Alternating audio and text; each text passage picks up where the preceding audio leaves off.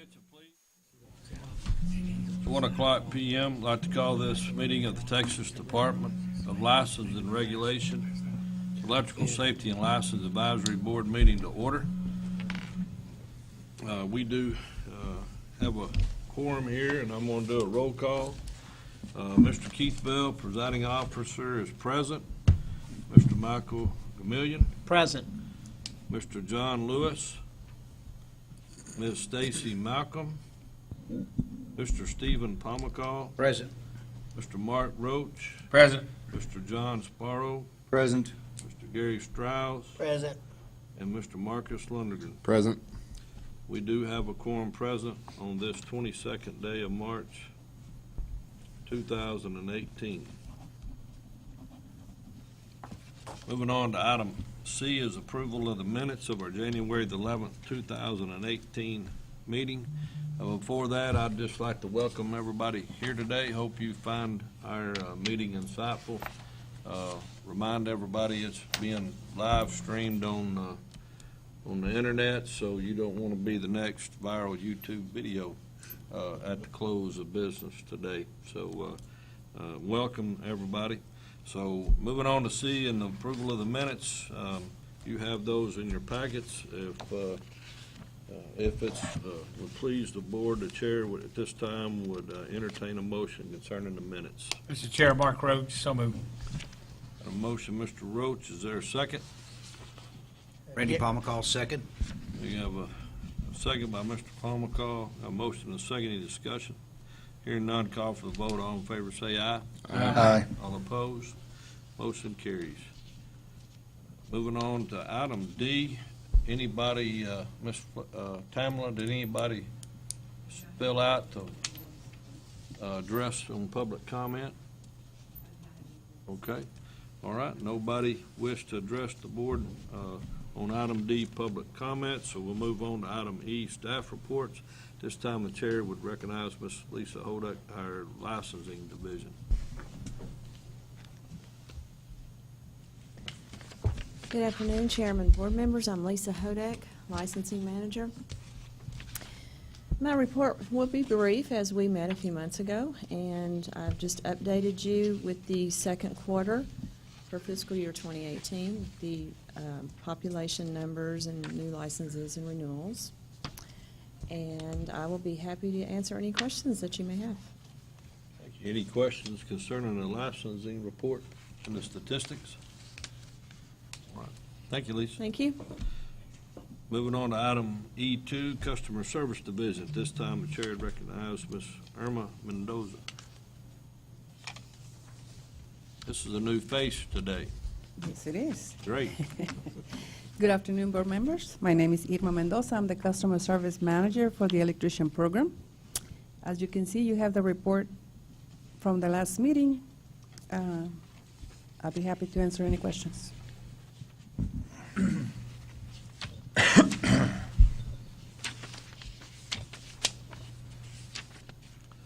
Any questions concerning the customer service report?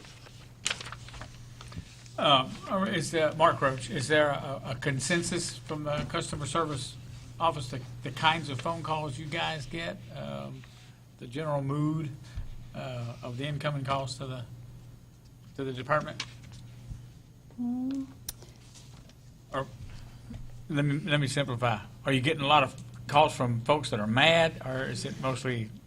No, it's pretty much on the inquiries about the license, but no, normally they're not mad. Okay. Not right now.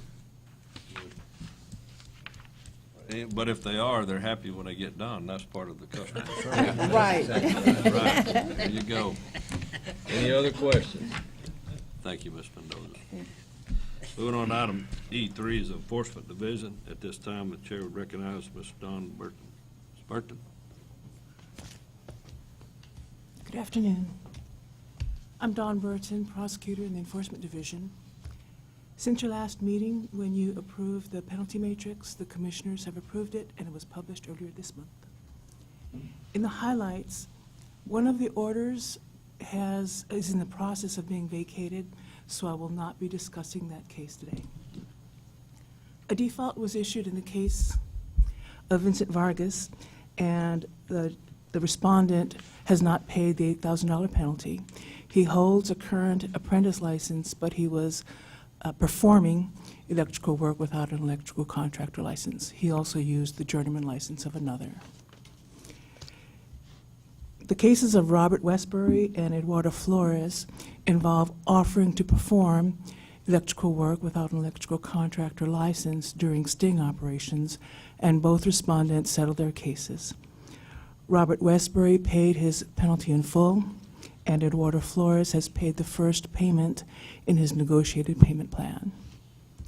In the last case, Mr. Irvin holds a master electrician license, and he allowed an unlicensed individual to perform electrical work for his assigned company, and he did pay his penalty in full. You also have the statistics before you. Do you have any questions about those or any part of the staff report? And I'm available for any questions you may have. Any questions concerning the Enforcement Division report? Thank you, Mr. Burton. Going on to item E4 is education and examination, and at this time the chair recognizes Francis Pringle. Call her.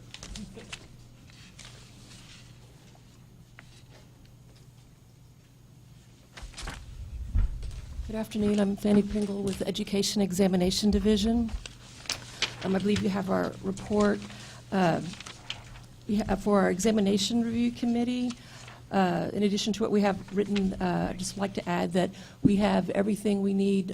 We've completed all the questions for the industrial journeyman electrician exam so that it will be ready as scheduled July 1st, 2018. It should be available at that time.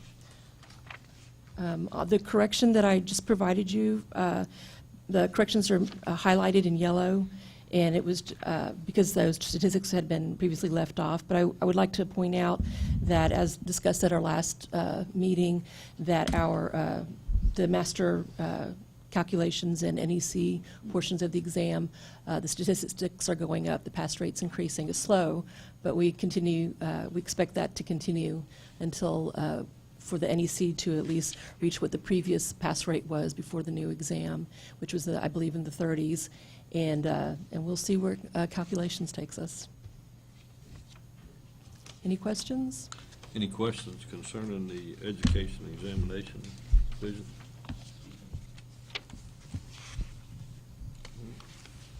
All right, thank you. Thank you. Moving on to item E5, regulatory program management. This time, Chair recognizes Mr. Jerry Daniels, our Chief Electrical Inspector. Thank you, Mr. Bell. Thank you, advisory board members. If you take a brief look at our report, you'll see the things that we've been doing. A lot of activities on the sweep in District 19. We've had our annual conference with NERA. Looks like we're going to have a lot of things to discuss with the reciprocity coming up in August in Idaho this year. And we have picked to be doing the reciprocity meeting in 2020. So that's something that we're going to be looking forward, gearing up in the next year with to get ready for it. You'll notice on the second bullet point from the bottom, the electrical inspector standards meeting, we have been working on with NFPA developing new standards 78 and 1078, which is going to be qualifications for electrical inspectors and practice of electrical inspectors and a plan examiner. That is a big deal that's going to come up, so it'll give us some definition of what an electrical inspector really should be. Just yesterday, I was given a call by NFPA, and I was honored by being asked if I would serve on their first board of directors for their new electrical inspector section that they're going to have with NFPA. So that's a big deal for the state of Texas to be right there doing that. Very good. As we talked about in the summit, it seems like electricians have a problem remembering the code, so we always want to remind them of what code we're at least on, and that's why we put that down there, that as of September 15th, 2017, we are on the 2017 NEC, and that's the way work should be performed. If you have any questions, I'll be more than happy to answer them. I have one on you had exam development on the master, journeyman, and residential. Those exams occurred this month, early this month. Yes, it did. Great.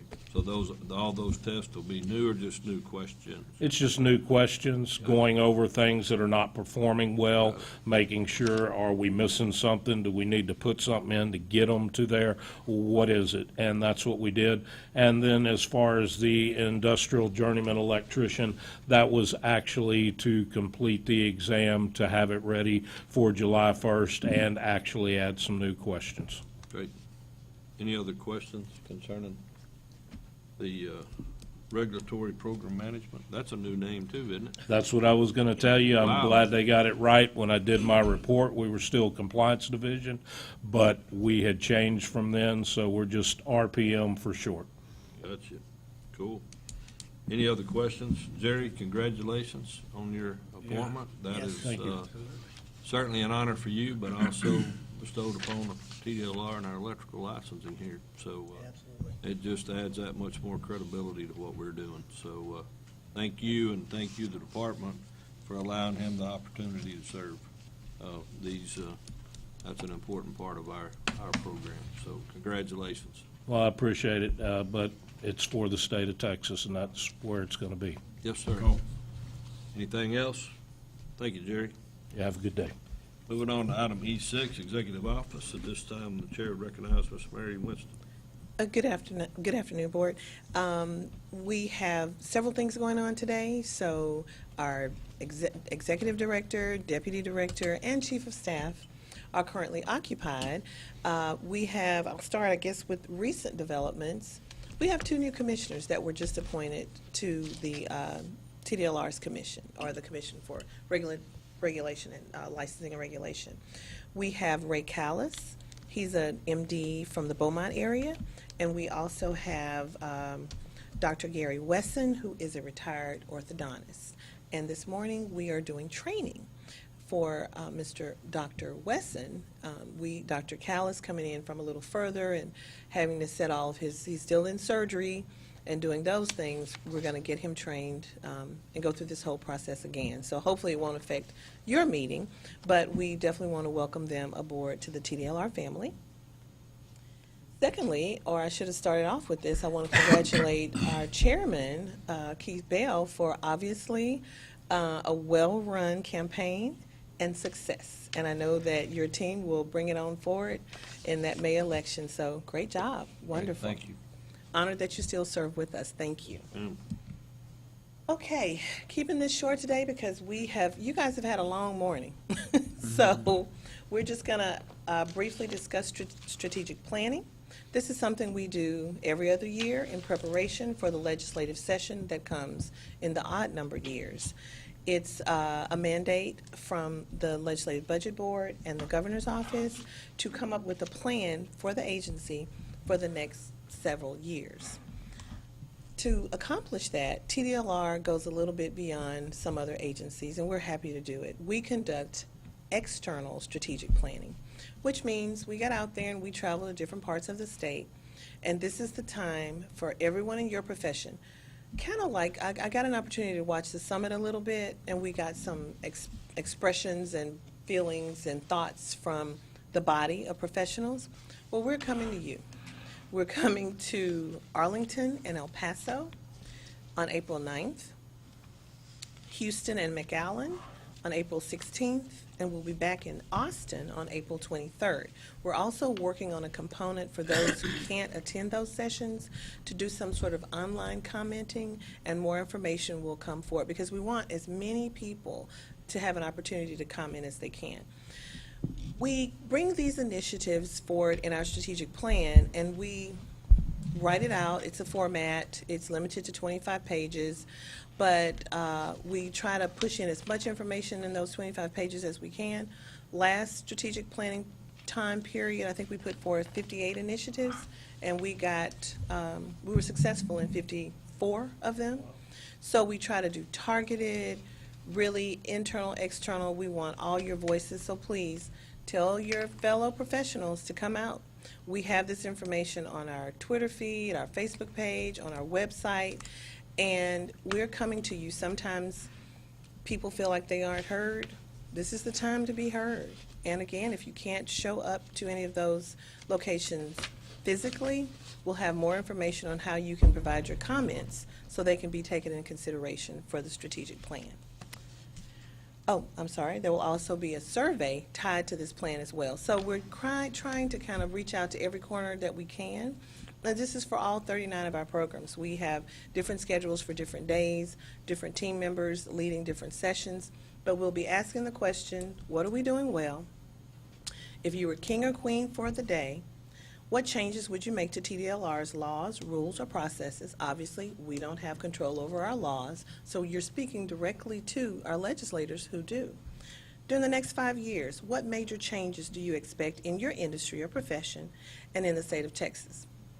That's going to affect you guys in a huge way. And what changes should we make to prepare for the next catastrophic event, such as Hurricane Harvey?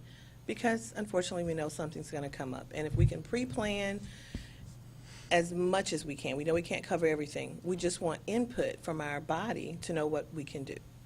That is the executive report today. Are there any questions? Any questions by the board?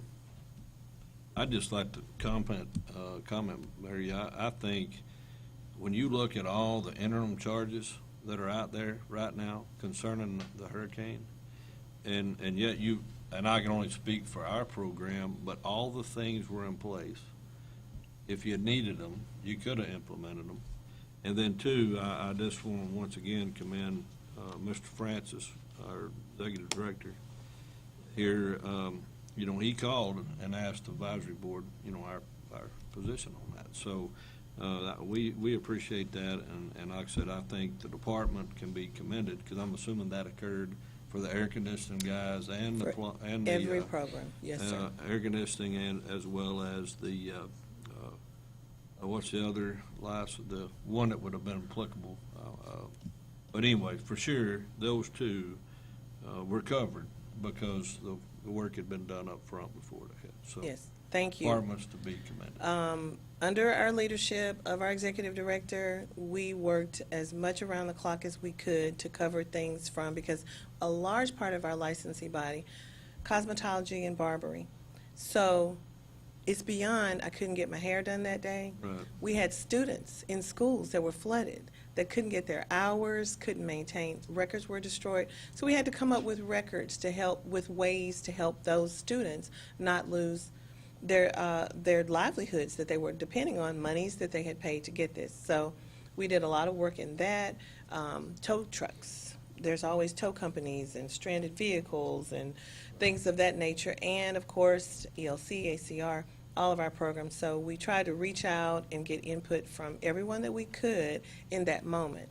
And with this question, we're trying to reach out beforehand. So we're not like in panic mode, trying to think of things where we can have more of a clear thought process and more heads can be brought to the table.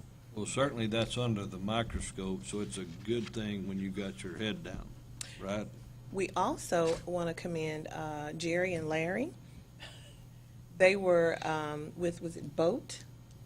Yes, they were in the forefront, boots on the ground. I had an opportunity to just watch the interaction a little bit this morning, and I'm like, Mr. Daniel, he was handling it. He knows what he's talking about, and during that hurricane situation, they were both right there helping out with Hurricane Harvey and things that need to be done. And we're just honored to have them as members of our TDLR family, but we really try to touch as much as we can. And with this question, we normally don't have this question, but it was so impactful. The governor just extended the emergency services for those counties another 30 days because they're just not there yet. So during our plan and strategic planning, if we can touch and think of things possibly that we didn't think of in that panicked moment, then we want to hear from everyone to do that. Thank you.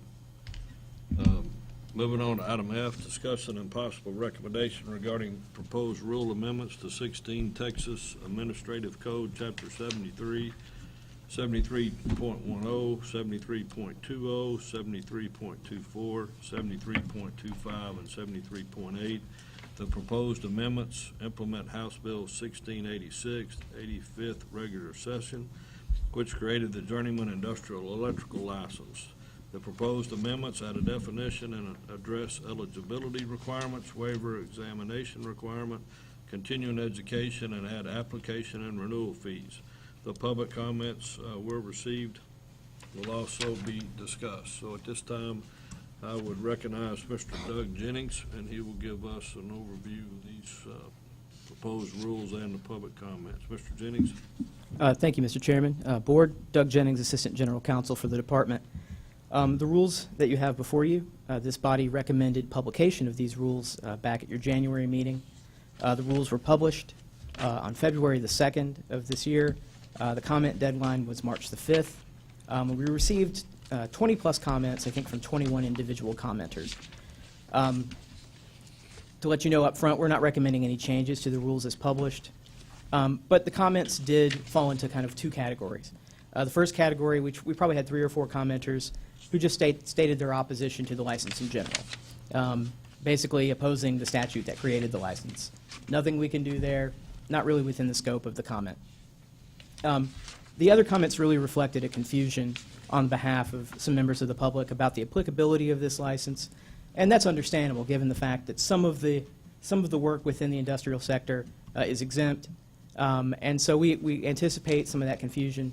One of the things we've been putting together, actually, Jerry Daniel and Larry Reichel, and with the help of David Gonzalez, have been putting together a frequently asked questions document, and that's going to put into place, hopefully that will put people on the right track and understand, so they'll understand that this isn't a license anyone is going to be, at least from a legal standpoint, anyone is going to be required to have. There may be some cases where you want to have it. You know, at bare minimum, if you're going to be performing non-exempt work, of course, you'll have to have some sort of apprentice license. But this license, we'll just try to explain to folks, educate them about why, how to qualify for the license when you need it, and so forth. We had some comments from people who hold an existing journeyman license who were concerned that they might have to also have this additional license, and we'll make it clear, no, your journeyman license is going to be sufficient. And so we'll put all those things online, and as Jerry and Larry go out and speak to members of the industry, they'll make it clear, try to clear up some of that confusion. As I said, you know, most of the comments were just from people who are confused about it, but not really necessitating any changes to the rules as published. Our commission meets next Tuesday, March 27th, and we are anticipating they will adopt these rules, assuming a recommendation is received from your body, and that puts the effective date of these rules at May the 1st of this year, which is notable because House Bill 1698 required the rules to be adopted on September 1st of this year. So you can see, you've already heard from some of our staff that we anticipate issuing licenses as soon as July the 1st, assuming we don't have any technical hiccups, but we're well ahead of the curve on this.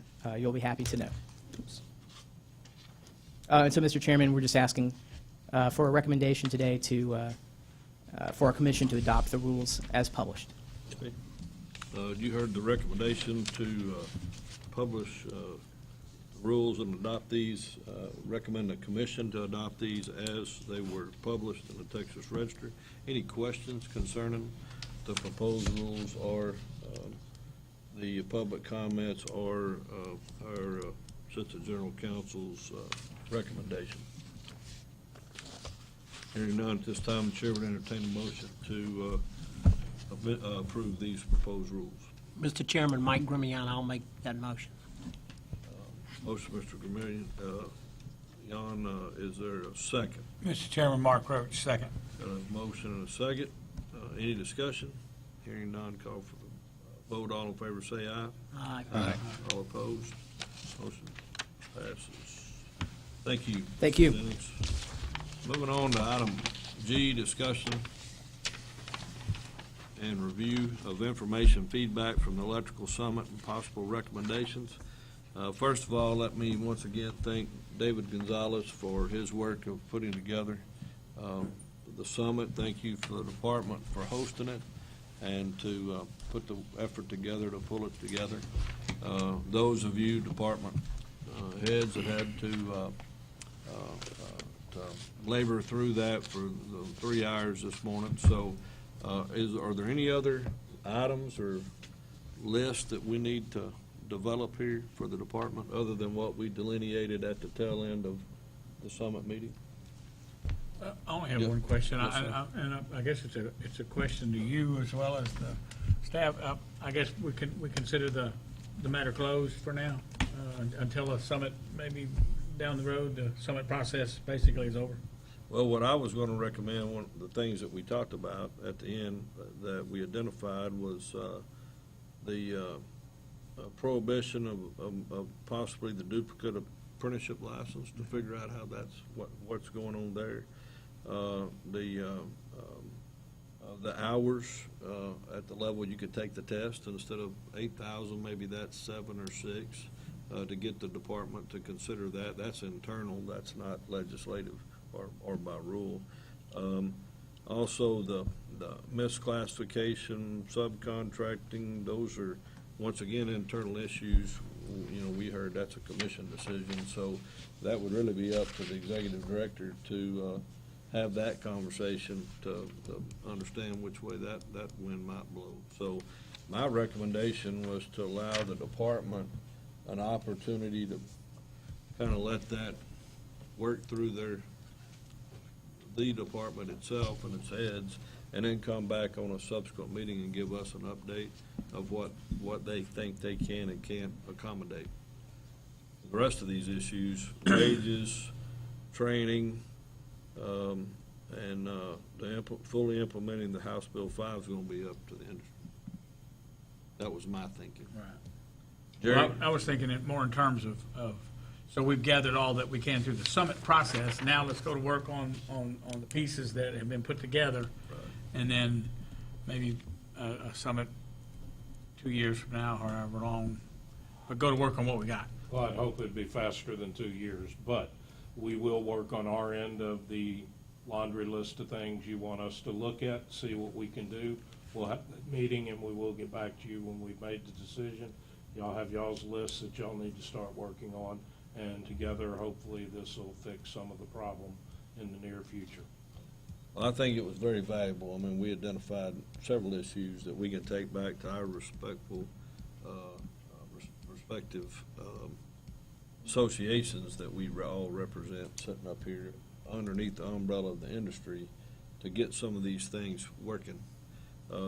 Plus, you've got the upcoming strategic planning process the whole month of April. So there's another opportunity for any one of us or our associations to go to one of those 3 meetings, the 9th, the 16th, or the 23rd, to once again add some additional comments to what we're already at. But Yeah, and don't forget, if your members or somebody can't make it, they can go online and answer the questions there, so they can get their voice heard even if they can't make it. But we would love to see them in person at one of the meetings. Because right now, that's all the rules that need to be done, right, Doug, to implement the industrial journeyman. That finishes our process in that, correct? Yes, sir, it does. So we probably wouldn't need to meet again till, fourth quarter, November, December. We typically meet at the end of the year. And so, my hope would be that Jerry and David and the rest of the department sift through the list we've generated. Hope we get some modifications, remediations there, and then see what comes out, Mr. Roach, in the strategic planning process, and then circle that back up November or December 18th. What do you think? That's good. That gives the department plenty of time here to go through trying to figure out what's in the best, what will work for everybody.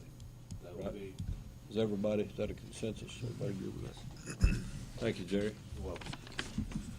So, we'll move on to H, recommendations for agenda items for next board meeting. Obviously, the minutes, public comments, staff reports, and then these items concerning a departmental update concerning identified issues to be considered during the Electricians Summit. How about that? That work? So if you'll have that, Tamla, on the next agenda under H, moving on to I, Discussion and date and time of the next, location of the next meeting. Obviously, it would be here, but it would probably be, early December possibly, late or November. December is open, so early December, first week or so.